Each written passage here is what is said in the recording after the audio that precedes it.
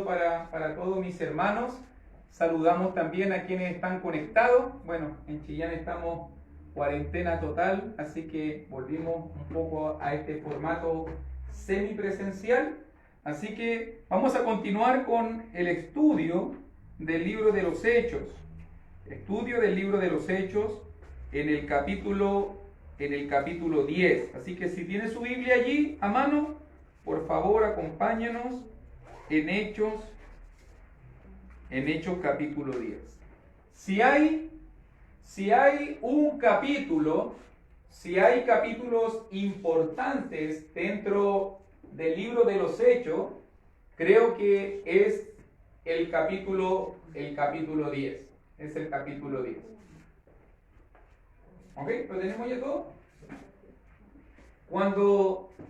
Siempre me voy a acordar de esto. Estaba pequeñito, creo que tenía entre 6 a 7 años.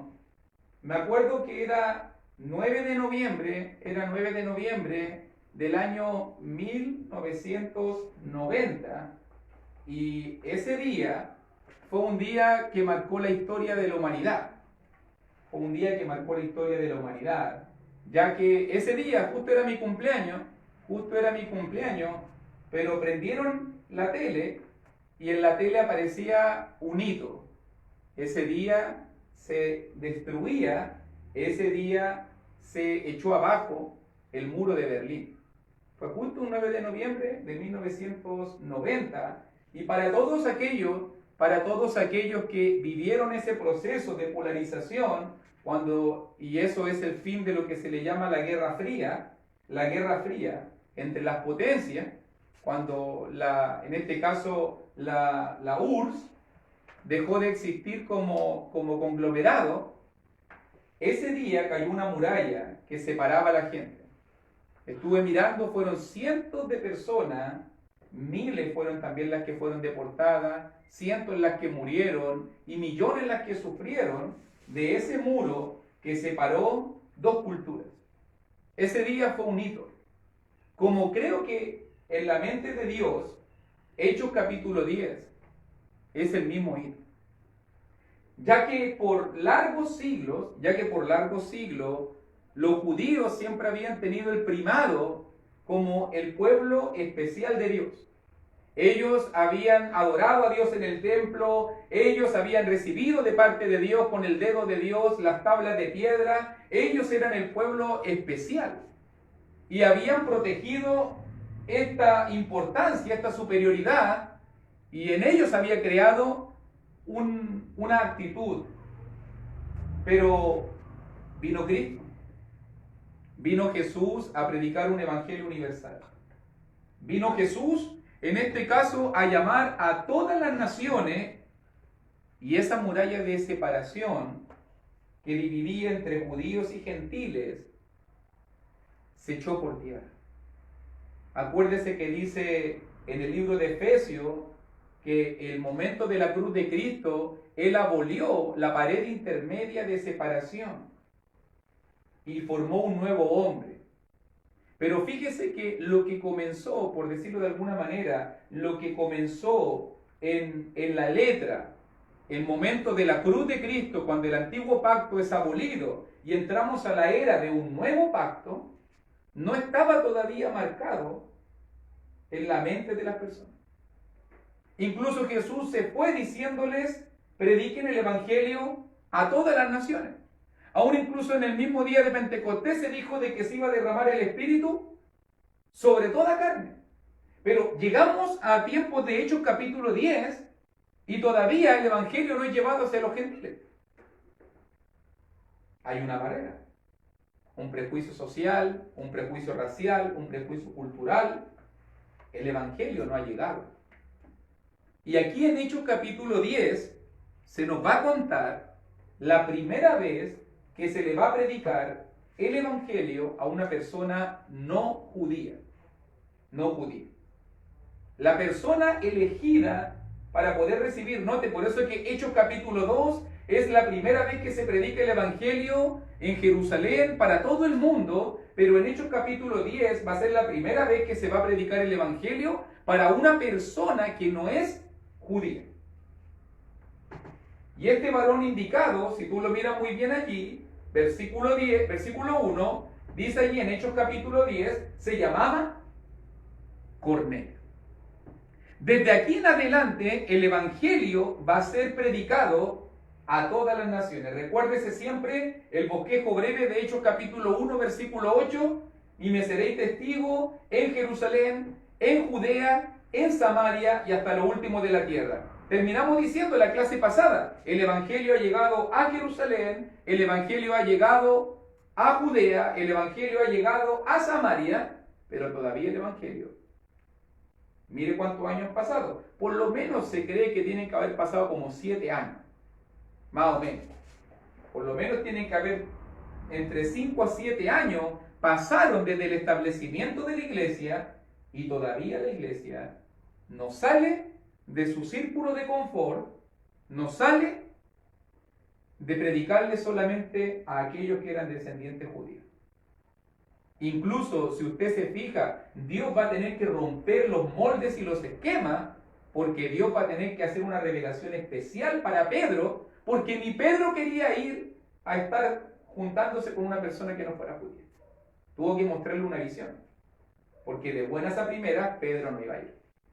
Para que usted más o menos entienda el prejuicio racial y cultural que existía en ese tiempo, y lamentablemente la iglesia, parece que la iglesia del Señor no lo había entendido tan bien. No lo había entendido tan bien. Yo digo, me pregunto a mí ahora, hablando con 2000 años de distancia, pero me pregunto, ¿qué parte de la gran comisión no entendieron? Ir por todo el mundo, predicar a todas las naciones, bautizar a toda criatura. ¿No dijo eso Jesús? Claro que sí lo dijo. Pero parece que han pasado los años y todavía la iglesia no lo entiende, no lo practica. Todavía no se han atrevido a llevar el evangelio. Incluso vimos nosotros que el contexto de persecución llevó el evangelio un poquito más fuera. Si no, todavía estarían en Jerusalén. Llevaron el evangelio hacia Judea, llevaron el evangelio hasta Samaria. Ahí quedamos nosotros. Pero nota muy bien ahora que va a decirnos Hechos capítulo 10 y vamos a empezar el día a conocer. Tal vez por el tiempo no vamos a alcanzar a mirar toda la historia. Yo le pido por favor que le estudie, porque este es un caso de conversión única. Es un caso de conversión única porque el varón Cornelio, note cómo dice allí, había en Cesarea, Hechos capítulo 10 versículo 1, un hombre llamado Cornelio, centurión de la compañía llamada La Italiana, piadoso y temeroso de Dios con toda su casa, y que hacía muchas limosnas al pueblo y oraba a Dios siempre. Este vio claramente en una visión como la hora novena del día que un ángel de Dios entraba donde él estaba y le decía, Cornelio. Él mirándole fijamente y atemorizado dijo, ¿qué es, Señor? Y le dijo, tus oraciones y tus limosnas han subido para memoria delante de Dios. Envía pues ahora hombres a Jope y haz venir a Simón, el que tiene por sobrenombre Pedro. Este posa en casa de cierto Simón Curtidor, el que tiene su casa junto al mar. Él te dirá lo que es necesario que haga. ¿Se acuerdan cómo terminó la historia que vimos la semana pasada? Cuando estábamos hablando de Dorcas, cuando estábamos hablando de Eneas, Pedro terminó predicando la palabra en Jope. Allí se convirtió mucha gente. Eso por lo menos nos dice Hechos 9, 42 y 43. Allí se quedó muchos días. Allí estaba Simón Pedro predicando la palabra. Y si tú te fijas muy bien, en otro lugar muy cercano, Jope más cerquita para el mar, Cesarea un poquito más al medio, se dice, a lo mejor ahí usted tiene, aquí atrás hay un mapa por lo menos, para que usted vea dónde está Cesarea, y Cesarea está muy cerquita de la costa, pero era la ciudad principal donde estaba el cuartel romano, Por lo menos lo que se dice, este hombre era Cornelio, era un gentil, parece probablemente que era de nacionalidad italiana. Parece que era italiano. Porque la compañía que él dirigía era una compañía que se le hacía llamar La Italiana, porque obviamente que los soldados para que entienda, un centurión era un jefe de 100. Era un hombre que estaba a cargo de 100. Y obviamente, que también decía ahí, que estaba de la compañía llamada. Y una compañía era aproximadamente como 1000 soldados. Como para que usted más o menos saque la proporción. ¿Ok? Un centurión, un jefe de 100, y él estaba ahí en una compañía que eran aproximadamente 1000 hombres, y parece que ellos se distinguían de los demás porque se llamaban la italiana. Mire el hombre elegido. Un soldado. Un hombre que tal vez participó en batalla. Un líder militar. Un hombre que tuvo que a lo mejor tomar decisiones arriesgadas. Un hombre que tal vez tuvo que matar. Un hombre que tal vez tuvo que conquistar. Era parte del ejército conquistador de Roma, que en ese momento se asentaba en la ciudad de Cesarea, la ciudad capital para los romanos, donde tenían su puesto de avanzada. Pero fíjese que no destacamos las cualidades de Cornelio por su viveza en la batalla, por su carácter, por su fuerza, su valentía, sino que si tú te fijas muy bien, versículo 2, ¿cuáles son las cualidades de Cornelio? Pero antes de eso, piadoso. Era piadoso. Era un hombre piadoso. ¿Qué significa que sea un hombre piadoso? A ver si usted sabe un poco el concepto de piedad. ¿Qué significa alguien piadoso? Piadoso siempre en la Biblia, mi hermano, tiene que ver con la manera que adoramos a Dios. Eso, la gente hoy día piensa que piedad tiene que, un alguien piadoso, que alguien bueno, que ayuda al pobre. No, no tiene nada que ver con eso. No tiene nada. Es un concepto que la gente cree. Pero piedad viene de una palabra que significa adorar bien a Dios. Significa devoto. Una persona devota, o sea, era una persona que buscaba a Dios. Mira Cornelio, un hombre que no era judío, un hombre italiano, un líder militar, un centurión, que estaba en la compañía de la italiana, pero que era piadoso y temeroso de Dios.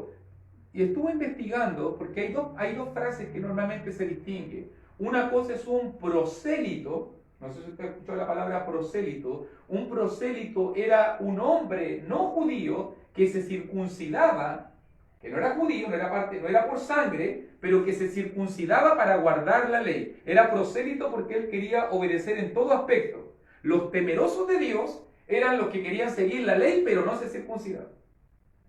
Eran temerosos de Dios, o sea, estaban un poquito más afuera. El prosélito era el que también cumplía ese aspecto de la ley. Entonces se dice aquí que Cornelio era un hombre temeroso de Dios, o sea, que se esforzaba en cumplir la ley de Moisés. Se iba a la sinagoga o afuera, obviamente, y iba al templo, lo más probable al atrio de los gentiles, ofrecía limosna, ofrecía lo que podía ofrecer un gentil, obviamente, pero él no era judío. No era judío. Y dice allí, verso 2, piadoso y temeroso de Dios con toda su casa. Y ahora sí, tercera cualidad que se destaca de él, hacía muchas limosnas al pueblo. O sea, un hombre generoso. Un hombre súper generoso. Un hombre preocupado siempre de ayudar a las otras personas. Incluso note que la cuarta cualidad de Cornelio es que oraba siempre a Dios. Si usted piénselo bien un poquito, un hombre piadoso que busca adorar bien a Dios, un hombre temeroso de Dios, que quiere guardar la ley del Señor, un hombre que da limosna, un hombre que es generoso, que tiene un buen corazón hacia su prójimo, un hombre que oraba siempre a Dios, alguien diría una súper buena persona. Pero Cornelio tenía una cualidad más. Era una cualidad más. Que esa era la complicada. ¿Sabe cuál era la última cualidad de Cornelio?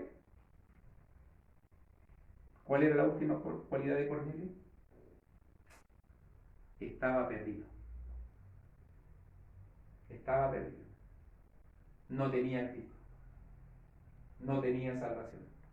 Para que usted se dé cuenta que puede ser una súper buena persona, puede ser súper generoso, puedes orar siempre, puedes incluso tratar de cumplir los mandamientos de Dios, pero si no tienes a Cristo, si no has obedecido al Evangelio, entonces tú estás perdido. Estás perdido. Si usted se fija, si fuera por hacer buenas obras, el ángel le hubiese dicho a Cornelio: ¿estáis listo, Cornelio? ¿Estáis súper listo, Cornelio? Ya estáis bien. Oráis siempre, vais a la iglesia, presentáis tu limosna. Buena persona. ¿Cuánta gente hoy en día confía en eso? ¿Hay gente que confía en eso para salvación? Yo no le hago mal a nadie. No, yo no creo que Dios me va a mandar al infierno. No, yo creo que Dios nos va a perdonar a todos. ¿Y cuánta gente hoy en día se confía y piensa de que va a ser salva por buenas obras? Va a ser salva por buenas obras. Piensan que su buena conducta, que su corazón generoso, piensan de que porque ora. ¿Ve que usted le pregunta a la gente? Hay gente que hoy en día no ha dado ningún énfasis en Dios. Piensen un poquito. Porque yo esto lo estoy conversando con algunos, y piensa un poquito, y uno le dice: ¿y cómo estás tú con Dios? No, súper bien. ¿No? ¿Estáis bien con Dios? Sí, estáis súper. ¿Y cómo sabes tú que estáis súper bien con Dios? No, si yo oro siempre. Ya, oráis siempre y te congrega, no. ¿Y lees la palabra? No. ¿Y estáis haciendo la obra de Dios? No. Entonces, ¿cómo puedes decir que tienes una relación correcta con Dios si lo único que tú haces es hablarle a Dios? Pero Dios no te habla. Dios no te habla a ti. Porque ¿cómo Dios no habla a nosotros? A través de la palabra. Chuta, qué relación más rara, donde uno solo habla. Entonces uno no tiene una relación con Dios. No. Uno no tiene una relación con Dios. Lo que uno tiene es un monólogo. Lo que uno tiene es un monólogo. Estoy chumuelo. No, ahí viene. Adelante, hermanito, no se preocupe. ¿Se fija cuánta gente hoy en día? ¿Cuánta gente hoy en día no tiene una relación? ¿Cuánta gente hoy en día no tiene una relación con Dios? No tiene una relación con Dios. Aquí está Cornelio. ¿Ora a Dios? Sí. ¿Le habla a Dios? Sí. ¿Es un hombre que da limosna? Sí. ¿Da dinero? Sí. Es un hombre que se esfuerza en cumplir ciertos aspectos, pero si tú te fijas muy bien, mi hermano, si tú te fijas muy bien, él no era salvo. Él estaba perdido. Y puede haber personas que sean muy buenas personas en sus cualidades humanas, pero no significa que sean salvos. No significa que sean salvos. Una buena persona, por muy buena persona que sea, no se va a salvar. No se va a salvar. Puedes dar muchas limonas, no te vas a salvar. Recuerde que la salvación no se compra. Puedes ir siempre a la iglesia, pero si no obedeces a Cristo, no te va a salvar.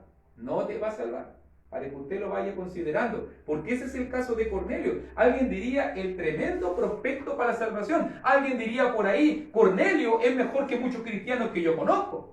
A lo mejor sí. A lo mejor sí. Pero no era salvo. Porque no había obedecido a Cristo. Y aunque Cornelio moralmente puede haber sido mejor que muchas personas que usted conoce o que yo conozco, si él no obedece a Cristo y si él no obedece el Evangelio, entonces Cornelio se va a perder. Por eso que Dios va a tomar la iniciativa y obviamente que Dios no va a dejar que una persona como Cornelio se pierda. Dios no va a dejar que una persona como Cornelio se pierda. Y si usted lo ha visto en la historia, si tú lo viste en el caso de Felipe, cuando Felipe estuvo predicando el Bar Jesús, cuando después Felipe le estuvo predicando al etíope eunuco, lo que pasó con Ananías y Saulo, lo que está pasando ahora con Cornelio y Pedro, Dios siempre está haciendo todo lo posible por acercar el Evangelio a las personas. Si tiene que mover un ángel, lo va a mover. Si tiene que mover el Espíritu Santo, lo va a mover. Si tiene que mostrar un sueño, una visión y guiar a sus siervos para que lleguen, Dios lo va a hacer. Si tú te fijas aquí, el centro de la conversión de Cornelio no es la predicación de Pedro, no es la vida de Cornelio, es la obra de Dios impulsada a través de ellos. ¿Quién guió a Felipe?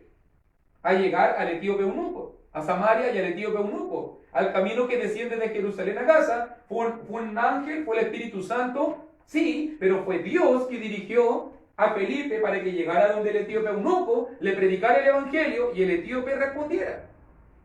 ¿Quién guió a Ananías para que fuera y le impusiera las manos a Saulo? Hermano, Saulo recibe la vista. Fue Dios que le mostró a Saulo una visión. Si tú te fijas, le mostró la visión de Cristo. Saulo, Saulo, ¿por qué me persigue? Le mostró a Ananías lo que iba a pasar. Ahora vemos exactamente lo mismo. Aquí está Cornelio, el mejor hombre posible, pero perdido.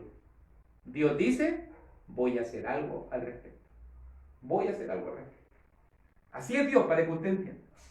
Así es Dios. Él puede mover lo que sea. Cuando Él quiere salvar a una persona, por lo menos lo vemos en el caso del etíope eunuco, lo vemos en el caso de Saulo, lo vemos en el caso de Cornelio. Cuando Dios quiere salvar a alguien, Dios puede mover lo que sea. Dios puede mover lo que sea. ¿Y cómo lo sabemos nosotros? Porque fíjate bien, versículo 3 de Hechos capítulo 10, vio claramente una visión. Vio claramente una visión. Y se le apareció a la hora novena. Entiendo que por el uso horario que usaba Lucas, tiene que haber sido aproximadamente las 3 de la tarde. La hora novena era la hora de la oración, del holocausto, la hora cuando Jesús murió. Recuérdese, la hora novena es destacada en el libro de Lucas siempre como una hora importante. Son las 3 de la tarde, por si acaso. Son las 3 de la tarde. Esa hora murió Cristo y varias cosas sucedieron en la hora novena.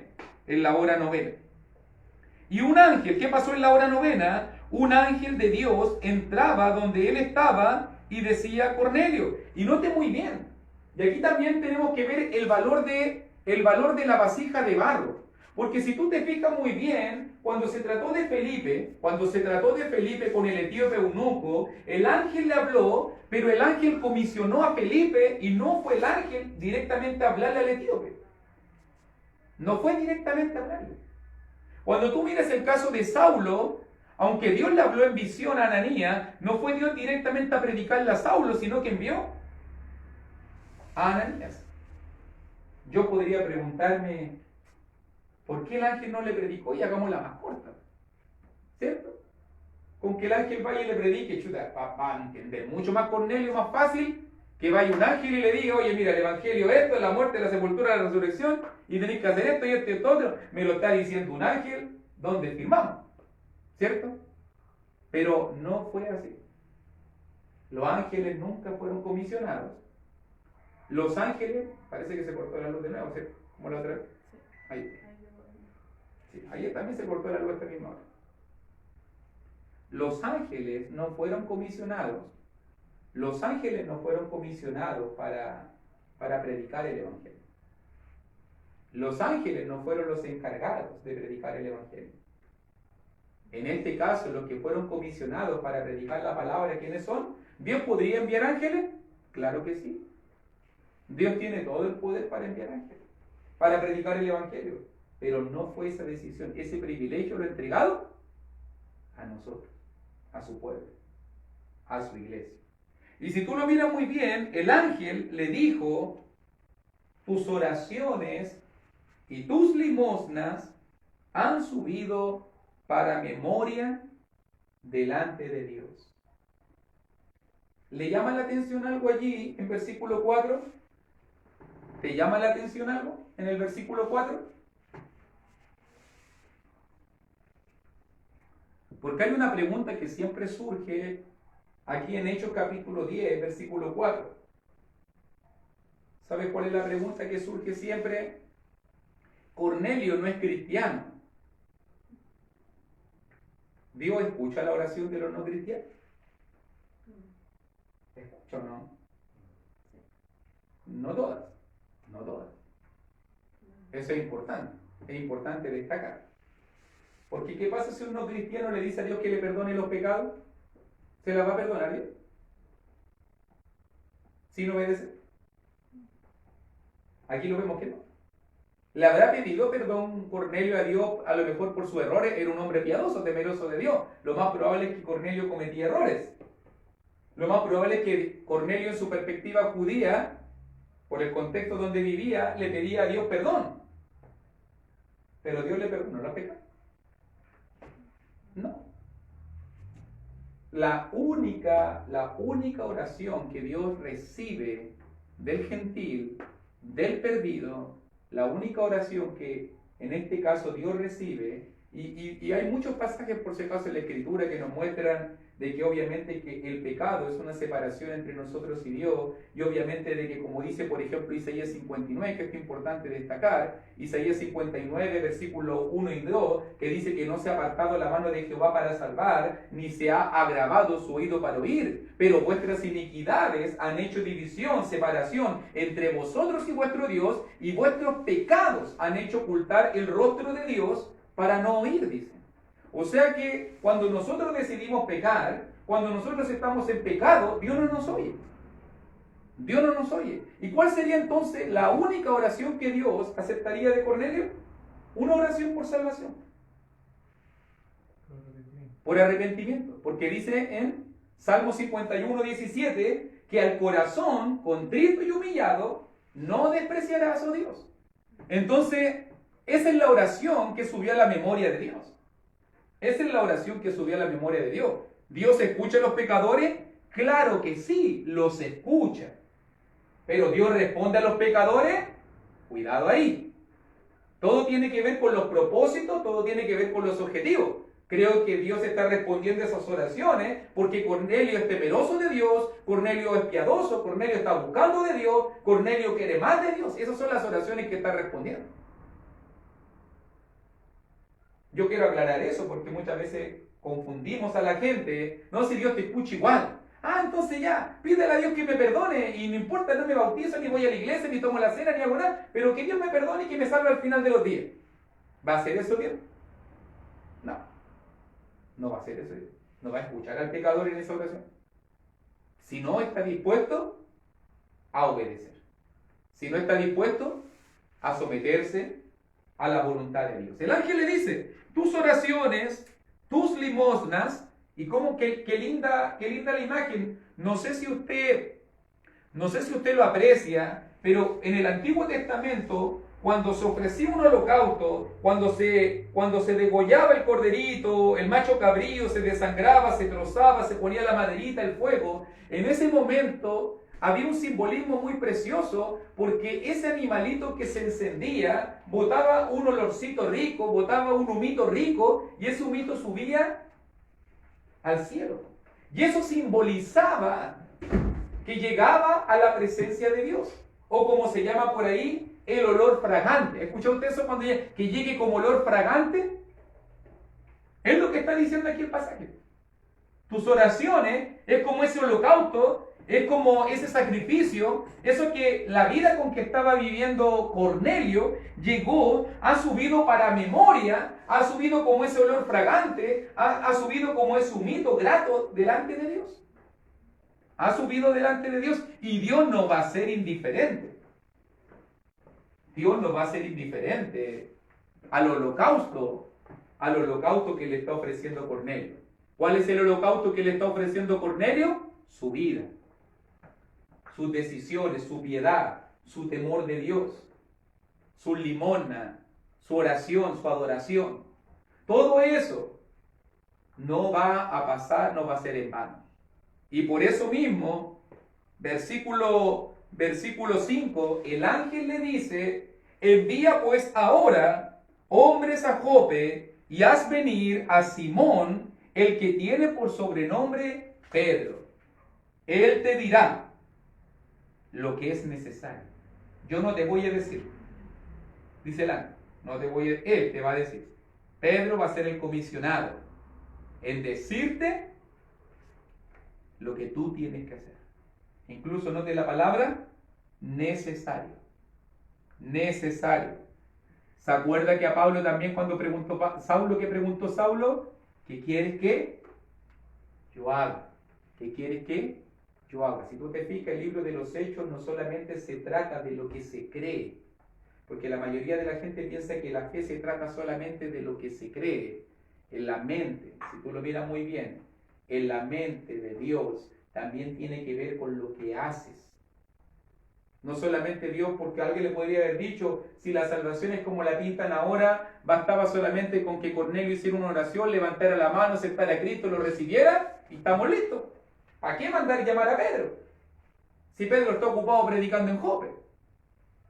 Si con una oración guacha estamos listos, ¿no?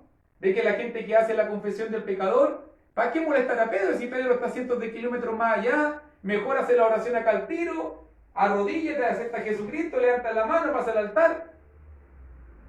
¿Era suficiente? No. Es necesario que hagas. La salvación también tiene que ver con hacer. No es solo fe. No es solo fe, entiéndase bien. No es solo fe. No, también hay que obedecer. También hay que hacer. No es solo creer. También hay que practicar. Y por eso mismo, Pedro va a ser llamado. Y note que dice verso 7. Ido el ángel que hablaba con Cornelio, este llamó a 2 de sus criados y a un devoto soldado de los que le asistían, a los cuales envió a Jope después de haberles contado todo. Y obviamente Cornelio, un hombre muy devoto, un hombre obediente, un hombre que buscaba de Dios, cuando recibió el llamado de Dios, cuando recibió la visión de Dios, en ese mismo momento, ¡pum!, presto a obedecer. Llamó al tiro a 2 de sus sirvientes, a un soldado, chiquillo, vayan a buscarme a Pedro. Hay un cierto Simón Pedro en casa de Simón el curtidor, vayan a la ciudad de Jope, porque ese es el que nos va a decir qué hay que hacer para ser salvo. Así vamos a la historia. Versículo 9. Pasó un día. Al día siguiente, mientras ellos iban por el camino y se acercaban a la ciudad desde Cesarea a Jope, por otro lado, Pedro. Ahora vamos a ver la otra cara de la moneda. Pedro, el predicador. Pedro subió a la azotea para orar cerca de la hora sexta. La hora sexta, las 12 del día. La hora sexta, las 12 del día. ¿Qué pasó allí? Pedro subió para orar. Estaba en casa de Simón el curtidor y dice versículo 10, y tuvo hambre. Y tuvo gran hambre y quiso comer, pero mientras le preparaban algo, le sobrevino un éxtasis. O sea que Pedro entró en un nivel de conexión súper profunda con Dios. Entró en un nivel de conexión súper profunda con Dios. Un éxtasis. Un éxtasis. ¿Cuál fue este éxtasis? Versículo 11. Mírenlo ahí, por favor.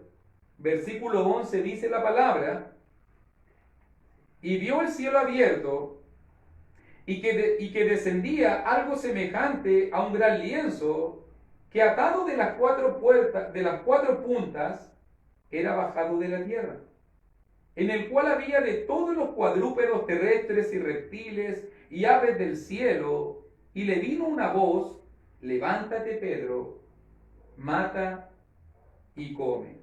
Note bien, esto es una visión, es un éxtasis que Pedro está en ese momento viendo. Parece de que Dios quiere romper las barreras, parece de que Dios quiere romper y botar las murallas culturales, y tiene que mostrarle de alguna manera sobrenatural el punto que vamos a estar diciendo. Entonces Pedro está en la azotea, Pedro está orando, le van a preparar algo de comer y de repente ¡pum! Y se le aparece delante de él un tremendo lienzo. Con todos los animales tiene que haber sido un tremendo lienzo. En la azotea tiene que haber sido en el cielo. Con todos los animales, dice allí, con todos los reptiles. El mejor PowerPoint, por decirlo de alguna manera. Si usted quiere ver aquí a Dios usando algunos métodos visuales, el mejor método visual, el mejor PowerPoint, le puso ahí arriba. Le puso la mansa pantalla, la mansa tele de 1000 pulgadas. De 1000 pulgadas, y allí habían cuadrúpedos, reptiles, aves. Si tú te fijas, animales limpios y animales no limpios para los judíos. Eso es un detalle interesante. Animales limpios, recuerde que los judíos no consideraban a todo animal limpio para comer. Pero Dios le puso los animales limpios como los animales que eran impuros.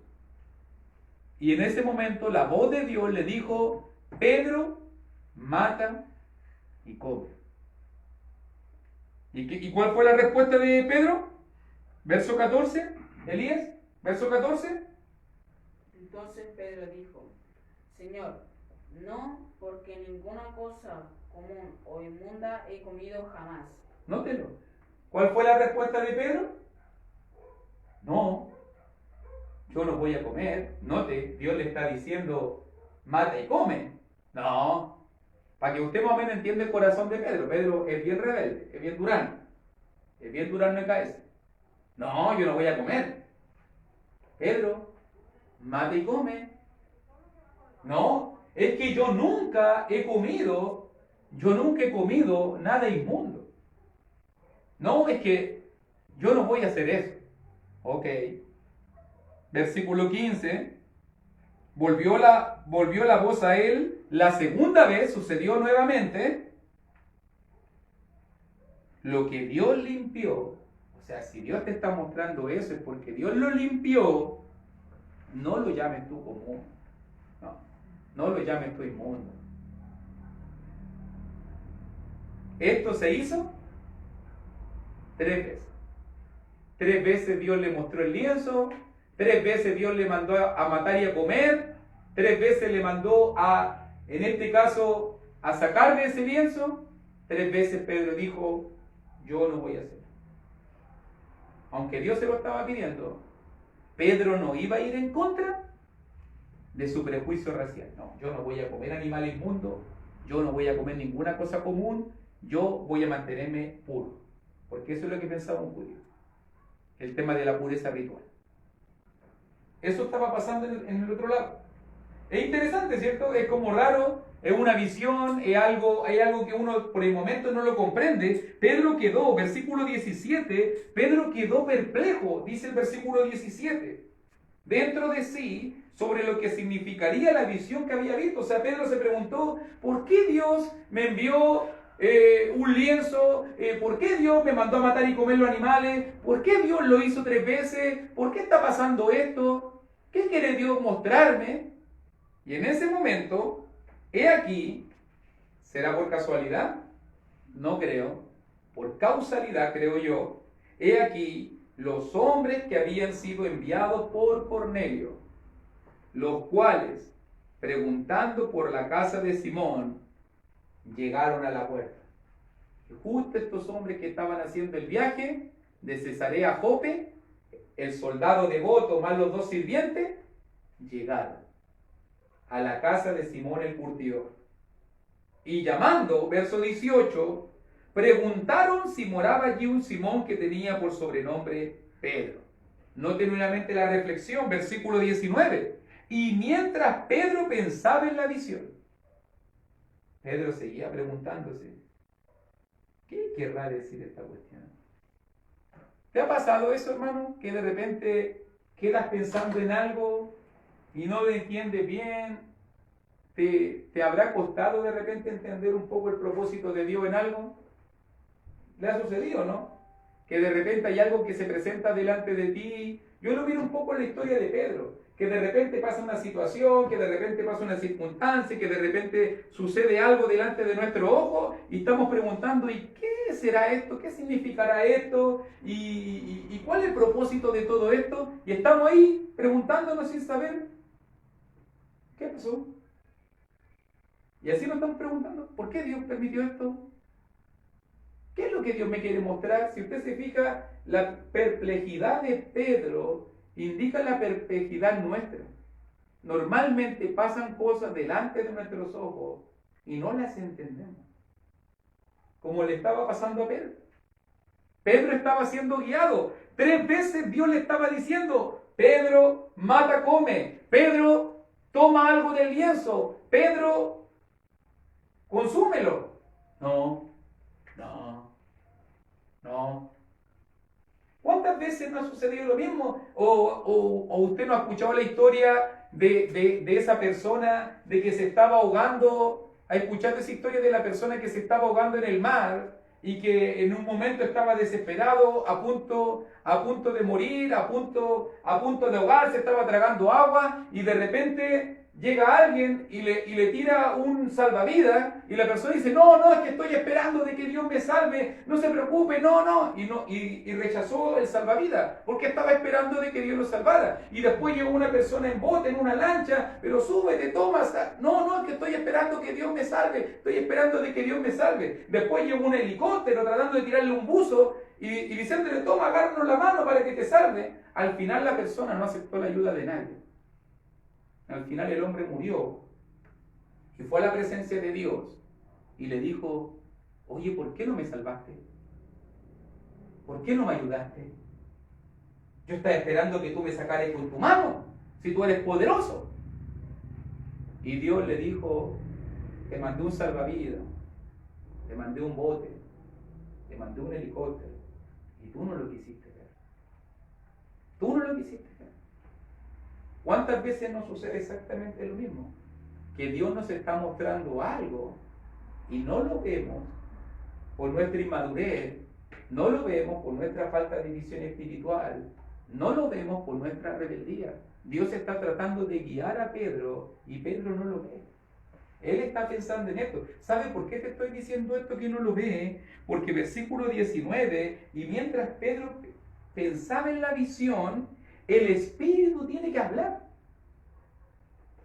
Y le dijo el Espíritu: ya, pues Pedro, como diríamos buen chileno, pégatela al cachopazo. Pues.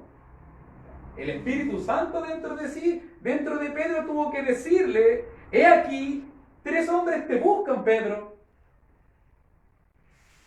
Levántate pues y desciende y no dudes de ir con ellos, porque yo los he enviado. ¿Y por qué? ¿Y por qué esto era fuerte? Porque lo más probable es que venía uno vestido de soldado romano, lo más probable es que los otros eran siervos de este centurión, tienen que haber vestido como romanos, como griegos, y los judíos ni siquiera tocaban, ni siquiera moraban, ni siquiera estaban cerca de los que eran gentiles. Y de ahí yo con ellos, que la gente me vea con uno que es gentil. Y Pedro sigue pensando: yo los mandé. O sea, a tal punto, ya vamos a escuchar las palabras de Pedro.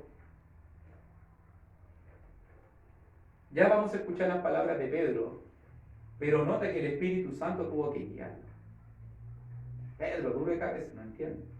¿Qué es lo que Dios le está mostrando? Él mismo dijo de que el Espíritu Santo, ¿se acuerda que él mismo citó a Joel en el día de Pentecostés y dijo que el Espíritu Santo iba a estar disponible a toda carne? Parece que en la mente de Pedro en este momento, Pedro debe estar pensando a toda carne judía. Eso es lo que tiene que haber estado pensando Pedro. A toda carne judía. Eso es lo que tiene que haber estado pensando. A toda carne. Pero Pedro pensaba: toda la carne judía.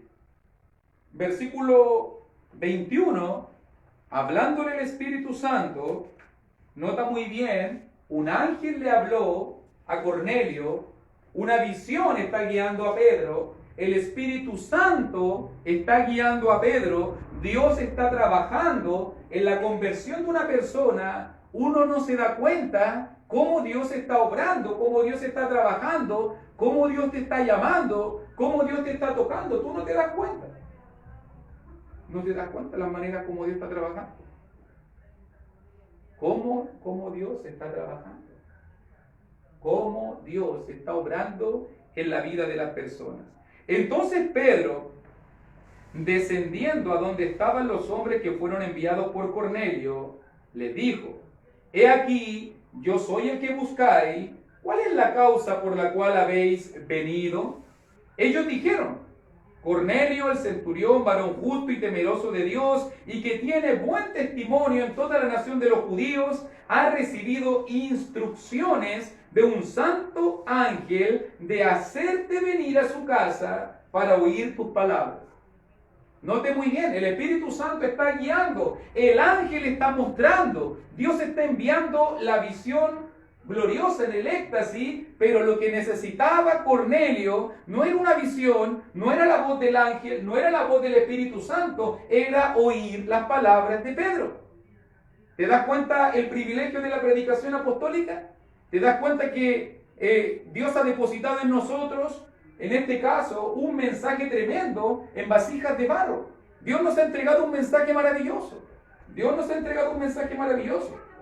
De hacerte venir, verso 22 nuevamente, de hacerte venir a su casa para oír tus palabras, para oír tus palabras. Entonces, haciéndoles entrar, los hospedó, porque el viaje era largo, y al día siguiente, levantándose, se fue con ellos, y le acompañaron algunos de los hermanos de Jope. ¿Te fijas bien? ¿Te fijas bien? Aquí lo vamos a dejar, obviamente, por la hora. Aquí vamos a quedar. Pero, ¿qué aspecto usted está destacando en esta historia en este momento? ¿Está destacando algún concepto? ¿Quién está en control de la obra? Es Dios, ¿no? ¿Puede mover Dios ángeles para salvar a una persona? Claro que sí. ¿Puede Dios mover a su Espíritu Santo para salvar a una persona? Claro que sí. ¿Dios puede enviar una visión o mover lo que sea para salvar a una persona? Claro que sí. La obra nunca está en control del hombre. La obra está en control de Dios. Y Dios elige. Dios está botando barreras. Dios está botando en las barreras culturales. Usted se va a dar cuenta después en capítulo 10, final, capítulo 11, que la gente hizo mucho problema por esto que pasó aquí. Alguien diría, ¿podrá alguien enojarse por la conversión de alguna persona? Sí, hubieron muchos que se enojaron por la conversión de Cornelio. Aunque eso lo vamos a estar mirando, clases más adelante. Pero hasta ese nivel la gente quería controlar la obra. Hasta ese nivel la gente quería anteponer sus prejuicios raciales y culturales, porque no le cabía en la cabeza cómo Dios ahora podía salvar y perdonar a una persona gentil. Pero eso lo vamos a estar viendo en próximas clases. Pero para que tú te des cuenta que aquí comenzó Dios a romper los esquemas, a romper las barreras, a poder abrir el corazón de la gente para que la salvación llegara a todo el mundo. Si no se hubiese roto ese prejuicio, lo más probable es que ninguno de los que estamos acá hubiese conocido el Evangelio. Y el Evangelio no hubiese salido de Israel. Pero gracias a que Dios rompió ese esquema y la gente entendió que la salvación era para todo el mundo, es que tenemos ahora Iglesia de Cristo, ahora acá en Chillán, ahora en Santiago, ahora en Chile, ahora en el mundo. Gracias a que se rompió ese esquema. Así que lo vamos a dejar hasta aquí. Vamos a dejarlo descansando ahí en la casa de Simón el Curtidor. Van ya de camino para llegar a la casa de Cornelio y se va a provocar el lindo encuentro que lo vamos a estar mirando ya en versículo 24. Allí va a quedar la palabra hasta el día de hoy. Así que agradecemos a todos por su tiempo.